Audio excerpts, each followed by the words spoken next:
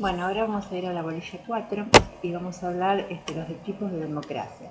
Como ya lo habíamos dicho, la directa, la indirecta, los tipos de democracia indirecta, que es la representativa, tenemos la delegada y la fiduciaria. Eso es lo que tenemos que saber. Pero bueno, después podemos decir entonces, en la directa, en el tipo de democracia directa, es el propio pueblo quien ejerce el poder. Toda la sociedad participa en la toma de decisiones. No necesitan ni de intermediarios ni de representantes, porque son ellos directamente quienes participan en las asambleas para tomar decisiones. Hoy lo más parecido es la consulta popular, el plebiscito, el referéndum. Bueno, ¿cuáles son los requisitos de la democracia ateniense? Bueno, que es el ejemplo. Bueno, la democracia ateniense tenía que tratarse de una ciudad pequeña, todos se tenían que conocer, tener condiciones socioeconómicas parecidas, que los temas a tratar no fueran muy conflictivos, que fueran fáciles de congregar. ¿Por qué? Porque también que es para llegar a un acuerdo fácilmente. Bueno, y la democracia delegada, la democracia indirecta o delegada, representativa o indirecta. Bueno, la indirecta tenemos que el pueblo es el pueblo quien gobierna, es el pueblo quien delega su soberanía, o sea, su poder, quien delega el poder en sus representantes para que decidan por él, pero sigue siendo responsable. Los representantes son los que verdaderamente participan en la toma de decisiones y lo hacen con libertad, porque y son los que deliberan y deciden sobre las acciones del Estado, en lo que piensan que es lo mejor para el pueblo que al que están representando. Por eso el ciudadano, como es el representante que toma la decisión y no él, por eso el ciudadano tiene que requerir, tiene que exigir más canales de participación, justamente para estar presente en la toma de decisiones. Entonces, y para que este ciudadano realmente ejerza esa participación ciudadana responsable de la que estamos hablando, ese poder que delegó, y para que se pueda llegar a concebir al hombre como un ser de praxis. Bueno, entonces, ahora tenemos los tipos de democracia. Tenemos los tipos de democracia directa, tipo de democracia representativa. Tenemos la democracia delegada y tenemos la democracia fiduciaria. Bueno, la democracia delegada es, por ejemplo, la que con los jefes sindicales. Bueno, ¿qué pasa? Se elige a un portavoz, a quien va a llevar la voz del grupo, y se le da una serie de instrucciones que es el mandato. El representante tiene que asistir a las reuniones para tomar decisiones, para deliberar, pero tiene que adscribirse su mandato, no pueden salirse del mismo. Si se sale del mandato, entonces los representados tienen derecho a revocar ese poder, porque es realmente tiene que obedecer a un mandato. Bueno, y después tenemos las fiduciarias, son los representantes constitucionales. Es el pueblo quien delega en sus representantes el poder. ¿Por qué? Porque confía en ellos, eso es la fiducia, la fe. Entonces, ¿qué pasa? El representante tiene que interpretar, tiene la libertad para interpretar todo, absolutamente todo lo que decide el pueblo, o sea, tiene la voluntad del pueblo, entonces tiene libertad para decidir, entonces bueno, tiene que tener libre información, tiene que tener libertad, tiene que poder decidir sin presiones. Bueno, entonces, todo lo que decida, esto es lo más importante, que todo lo que decida a través de las acciones de gobierno, todo lo que decida es considerado voluntad del pueblo. Bueno, porque los votantes así lo quisieron, porque los votantes fueron los que delegaron el poder en ese mandatario. Bueno, el mandato es fijo. ¿Qué quiere decir? Que no se puede revocar, que si a los mandantes, o sea que serían los representados, no les gusta cómo está ejerciendo el poder o que se está desviando, etcétera, tienen que esperar, porque estamos así en un sistema institucional, tiene que esperar al próximo mandato para elegir a otro representante que nos agrade. Bueno, y ahora vamos a continuar con Bobbio, y ahora en este gráfico habla de lo que es la regla de la mayoría. Entonces, para resolver un conflicto en una sociedad se puede recurrir a distintas vías. Tenemos la regla de la mayoría, tenemos la regla de la unanimidad y tenemos la negociación. Bueno, vamos a empezar hablando de la negociación. En una negociación ambas partes tienen que ceder y ambas partes ganan por igual. En la regla de la unanimidad se reúnen las partes y tienen que llegar a un acuerdo donde todos voten en el mismo sentido. Hasta que no se voten todos en el mismo sentido, si hay 5 tienen que votar los 5 a favor de la resolución. Si no, no se llega a una decisión. Es digamos que el modo mucho más difícil, ¿no? Y la regla de la mayoría. Bueno, la regla de la mayoría se trata de un procedimiento por el cual si una norma es votada por la mayoría, tienen que acatarla todos. Se afecta a todos, están obligados todos a acatarla. Entonces, por eso la diferencia con la negociación es que siempre hay una parte que gana y una que pierde, una que no está tan de acuerdo. Bueno, entonces a la regla de la mayoría tiene unas cuantas justificaciones. Tenemos primero la justificación ética. La justificación ética habla de la participación simétrica. Eso quiere decir que cada voto vale lo mismo, que un voto vale lo mismo, que cada voto vale lo mismo. Entonces ahí tenemos una igualdad jurídica y una libertad, ¿no? Para garantizar la libertad y la igualdad jurídica, porque uno es libre de elegir a quien quiere, y la igualdad porque tu voto vale igual que el mío. Entonces, todos los votantes son considerados por igual. ¿Por qué? Porque se trata de un sufragio universal y cada voto tiene el mismo valor. Después tenemos para la regla de la mayoría la justificación técnica. ¿Por qué? Porque es más viable, más rápida que la regla de la unanimidad, donde cuesta muchísimo más llegar a una decisión. Bueno, y después, que no me salía, es el principio de la libertad. Bueno, entonces dice que los que van a representar tienen la necesidad y el derecho de tener libertad. Esta libertad de información, libertad de deliberación, libertad de decisión y poder que tengan acceso a la información de calidad, por eso es principio de libertad, y que puedan deliberar sin presiones y que estén bien informados. Bueno, y después la regla de la mayoría tiene límites, o sea, tiene dos tipos de límites. Primero, que el representante tiene que seguir las reglas del juego. Si llegó al poder por la regla de la mayoría, no puede, a través de esos mismos principios, derogar la ley de la mayoría. Tiene que respetar las leyes de juego, las reglas de juego. Bueno, y después dice que tenemos también un límite de aplicación. ¿Qué quiere decir eso? Que no se puede, por un lado, no se pueden derogar derechos que son inviolables, como por ejemplo la salud, la educación. No se pueden dejar de lado esos derechos que son inviolables y son la vida. No podemos derogar el derecho a la vida. Bueno, y después ese es un límite de aplicación. Y otro límite de aplicación es que no se pueden no se pueden tocar derechos cuyos efectos sean irreversibles.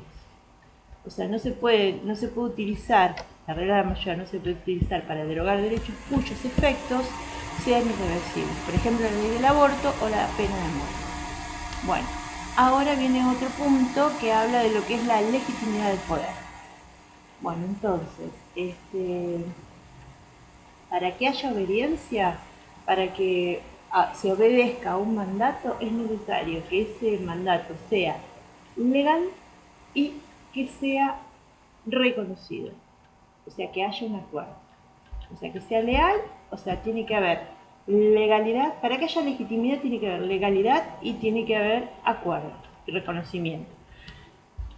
Legalidad es la esfera formal, quiere decir que el mandatario tiene que haber seguido todos los canales legales, constitucionales para poder acceder al mandato. O sea, se tendría que haber, por ejemplo, si se trata del presidente, se trata de gobernadores, tendría que haber convocado a elecciones, tiene que seguir todos los canales institucionales, todas las normas establecidas en la Constitución para que así sea. Entonces, y una vez que llega, o sea, que logra eso y es votado por el pueblo, votado por la mayoría, entonces tiene un reconocimiento. Entonces así esto es lo que hace a la gobernabilidad. ¿Por qué? Porque hay un consenso, el reconocimiento es el consenso que le da el pueblo para que en ese mandato haya gobernabilidad. Entonces, en ese caso la autoridad tiene un poder y además de tener poder lo puede ejercer, porque se puede tener poder sin obediencia. Entonces, si se tiene poder sin reconocimiento, ese poder está vacío. Bien, entonces bueno, y en caso contrario, en caso de que no haya legitimidad, entonces nos vamos a encontrar hay deformaciones de la democracia. Nos vamos a encontrar ante una tiranía o nos vamos a encontrar ante un despotismo. Ahora vamos también a otro esquema que también habla de Bobbio y habla de la democracia. Entonces, ¿qué es la democracia? Demos, pueblo, cracia, gobierno. Entonces, ¿qué es la democracia? Es el gobierno del pueblo. Que gobierna, en nuestro sistema gobierna a través de sus representantes a quienes le delega el poder, pero no la responsabilidad. Y ahora tenemos los ámbitos de la legitimidad. Los ámbitos de la legitimidad son la legalidad y la aceptación. Legalidad, aceptación, reconocimiento. Legalidad y aceptación. Bueno, entonces la legalidad. ¿Qué es la legalidad? Son los procedimientos democráticos que sigue un determinado mandatario para poder llegar al poder. Y la aceptación se da cuando el gobernante es reconocido por el pueblo. Bueno, entonces, ¿qué pasa? ¿Cuál vendría a ser como el concepto? Son las formas a través de las cuales dentro de un proceso que respeta la Constitución, las acciones, entonces, son las formas por las cuales las acciones de los gobernantes son legítimas. Entonces es un proceso, es un procedimiento por el cual la legalidad es el proceso por el cual las acciones de los gobernantes son consideradas legítimas. ¿Por qué? Entonces dice, porque son legales y aceptadas por la población. Entonces es un conjunto de prácticas, o sea, que llevan a cabo, son acciones que llevan a cabo los gobernantes que son consideradas legítimas. ¿Por qué? Porque son legales y a su vez porque son aceptadas, porque tienen aceptación. Entonces, a la legitimidad, esto es importante, a la legitimidad ¿dónde se la construye? La legitimidad se la construye desde abajo, porque es el pueblo que tiene que aceptar ese mandato, ¿con qué? Con el voto de su mayoría, en su mayoría. Y acá hay una cuestión que nunca tenemos que perder de vista para que haya un poder legítimo. Es el pueblo el que gobierna a través de sus representantes y no el poder está en el representante, sino que el poder sigue estando en el pueblo quien delega, pero el poder lo tiene el pueblo. Bueno, entonces, después, estas son todas teorías filosóficas, ¿no? Que dice que como ciudadano voy a respetar la norma cuando participo en la creación de la misma. Entonces, acá decimos que esa participación como tiene que ser, esa participación tiene que ser una participación simétrica de la población. Eso quiere decir que todos los votos tienen el mismo valor. Los procedimientos de gobierno tienen que ser consentidos por los ciudadanos que participan en la deliberación. O sea, acá es importante que los procedimientos sean consentidos, o sea, por eso tenemos que pedir mayores canales de participación. Bueno, entonces, ¿qué pasa? Para que haya ciudadanía responsable, que era lo que venimos repitiendo todo el tiempo, el ciudadano tiene que solicitar mayores canales de participación para la toma de decisiones, así de esa manera el reconocimiento sea legítimo. ¿Por qué? Porque yo voy a obedecer a una norma si participé en la creación de la misma y no si me es impuesta, ¿no? Bueno, entonces, ¿qué pasa? Los gobernantes tienen el poder delegado, por lo tanto tienen una doble responsabilidad. Por un lado tienen la responsabilidad de mandar y por otro lado tienen la responsabilidad de obedecer, porque tienen que obedecer las mismas normas que ellos están dictando y las que tiene la sociedad. Y por eso se dice que el verdadero poder, el poder legítimo, es el de mandar obedeciendo y no el de mandar mandando, que se considera que es corrupción. Se considera que es la lógica de la corrupción. ¿Y cuál es la lógica en sí de la corrupción? Bueno, la lógica de la corrupción es cuando el gobernante, toma acciones de gobierno para su propio beneficio y no piensa y no las toma en miras del bienestar general. Bueno, y ahora vamos a ir a la unidad número 5 y vamos a hablar de cuáles son los poderes políticos. Los poderes políticos son 5, según Dussel: poder legislativo, poder judicial, poder ejecutivo, poder legislativo, poder judicial, poder ciudadano y poder electoral. Bien, y después decimos que cuáles son las esferas de poder. Tenemos la esfera material, tenemos la esfera formal y tenemos la esfera de la factibilidad. Bueno, ¿cuál es la esfera formal? Bueno, la esfera formal implica lo que es la legalidad, o sea, la esfera formal implica lo que es la legalidad. La legalidad es todas las formas, procedimientos, canales de legalidad que tiene que seguir un gobernante para que su decisión sea considerada legítima. Son todos entonces ahí, bueno, justamente implica, la formal implica la legalidad y la aceptación para que haya participación. Y la factibilidad, bueno, la factibilidad es lo posible. Bueno, ¿qué pasa? El Estado crea instituciones. Esas instituciones que se han ido generando a través del tiempo, que son desde hace 6.000 años en adelante, 6.000 años antes de Cristo, cuando ya desde que hubo Estado hubo instituciones, y que y son perfectibles porque se han ido perfeccionando con el tiempo, son las mediadoras entre los representantes y el pueblo. Entonces, ¿qué pasa? A través de esas instituciones, el Estado es el que toma, los gobernantes son los que toman las decisiones, ¿no? Toman decisiones y toman acciones de gobierno. Pero esas acciones de gobierno, ¿cómo lo hacen? Lo hacen conforme, estas acciones de gobierno que están haciendo, lo hacen conforme a que a las problemáticas que se van presentando y que llegan a instalarse en agenda. Entonces, en agenda política. Entonces, en la agenda política se tratan eso. Entonces, ¿qué pasa? Que son las decisiones, la factibilidad, son aquellas decisiones que toma el gobierno en medida de lo posible, administrando los recursos disponibles. Y entonces esas acciones pueden ser tanto de acción como de omisión, pero nunca dejan de ser acciones, porque son medidas. Una es hacer y otra es no hacer, pero son decisiones con los recursos disponibles. Entonces, esto se hace, la efectividad se hace a través de lo que son las políticas de Estado. Las políticas de Estado, ¿qué hace? Evalúan la posibilidad de hacer o de no hacer. Eso depende de cada Estado, también depende de sus ingresos, ¿no? Bueno, y acá tenemos lo que el autor dice, que las formas de gobierno. Bueno, con respecto a las formas de gobierno, su organización puede ser, la organización del gobierno puede ser vertical o puede ser horizontal. La forma de organización vertical la tenemos con los gobiernos unitarios. Esto, por ejemplo, se da en Uruguay, donde la forma de gobierno es unitaria y el presidente es el que decide eligen cuáles son todos los órganos que van a estar por debajo de él. En cambio, la forma de gobierno horizontal, que es la nuestra, es un sistema federal, donde, donde cada uno elige a sus representantes de una manera confederada, ¿no? Entonces, la forma de gobierno horizontal son los sistemas presidencialista, semipresidencialista y parlamentarista. Bien, ¿qué pasa? ¿Cuál es el momento central referencial?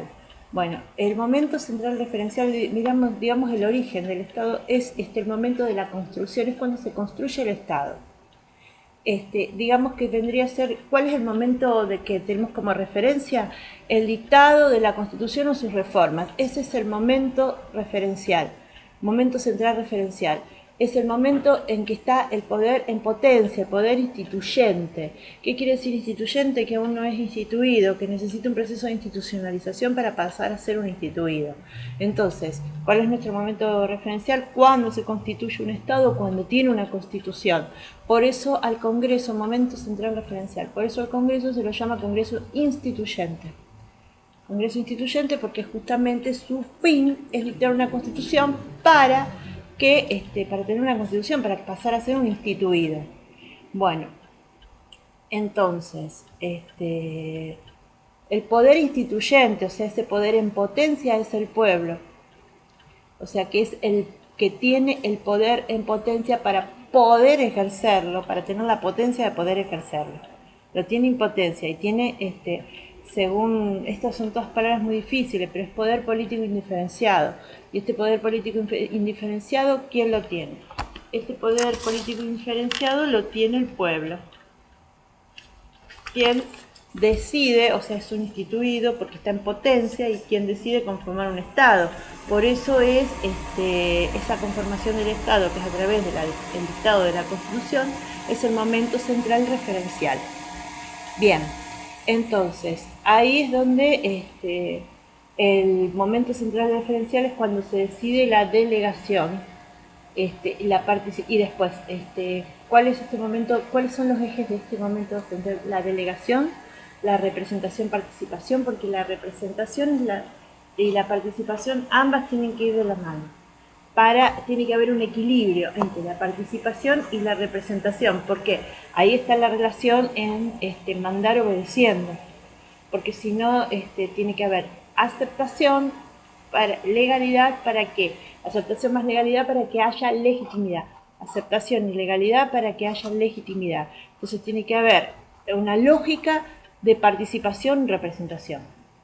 Representación, participación, una lógica. Tiene que haber una dialéctica entre ambas, porque si no, si se rompe una de ellas, si hay más representación que participación, entonces se produce lo que es una deformación de la democracia. Bueno, entonces tiene que haber una dialéctica. ¿Por qué? Porque nunca la representación tiene que estar por encima de la participación. Nunca la representación tiene que estar por encima de la participación. ¿Qué es la corrupción?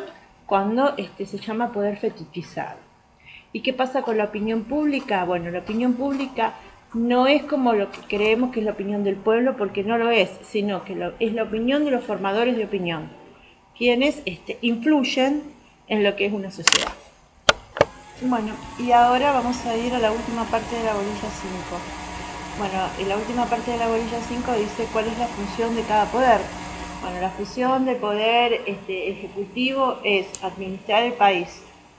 Sí, administrar el país y ejecutar las leyes. Administrar el país y ejecutar las leyes que dicta el poder legislativo. ¿Cuál es la función del poder legislativo? Dictar las leyes. ¿Cuál es la función del poder judicial? Administrar justicia. Bueno, entonces, ¿cómo son los sistemas de poder? Porque tenemos el sistema presidencialista. En el sistema presidencialista hay división de poderes y tenemos el sistema parlamentario donde hay fusión de poderes, fusión o colaboración de poderes según el profesor. Bueno, entonces después tenemos cuáles son los procedimientos de elección. El presidente se vota, llega al poder a través del voto popular. Tiene que tener un 45% si es elección directa, o también entre un 40 y un 45%, pero sacándole un 10% de ventaja a la segunda lista. Después, si no, se tiene que ir a balotaje. Después, los senadores. Bueno, los senadores también se votan, tanto senadores como diputados se votan por voto popular, pero el sistema es un sistema DONT. Bueno, entonces, y hay una diferencia entre los senadores y los diputados. Los senadores son 3 senadores por estado autónomo. Con el aditamento de que una de cada 3, o sea, uno de cada 3 tiene que ser mujer, porque esa es por la ley de reparación histórica. Rige el principio de igualdad, no importa la cantidad de habitantes que tenga cada provincia, siempre los senadores son 3. Bueno, y después los diputados, bueno, el sistema de diputados, y después también hay otra cosa que tiene que ver con el sistema de elección de senadores. Tienen que ser 2 senadores por la mayoría y un senador por la primera minoría, por la segunda mayoría, o primera minoría, es lo mismo. Bueno, y después tenemos cómo se eligen a los diputados. Bueno, también por voto popular, pero este sí que es un sistema de proporcionalidad que se actualiza. Este sistema se va actualizando después de cada censo. Hoy en día está un diputado cada 400.000 habitantes o fracción no menor de 180.000. Y como mínimo una provincia tiene que tener 3 diputados. 3 diputados como mínimo, a pesar de que no tengan tantos habitantes, como por ejemplo el caso de Santa Cruz. De estos 3 diputados, un tercio tiene que ser mujer. Esto también es el sistema DONT. Y bueno, ¿y cómo es este sistema? Bueno, es un sistema bastante proporcional.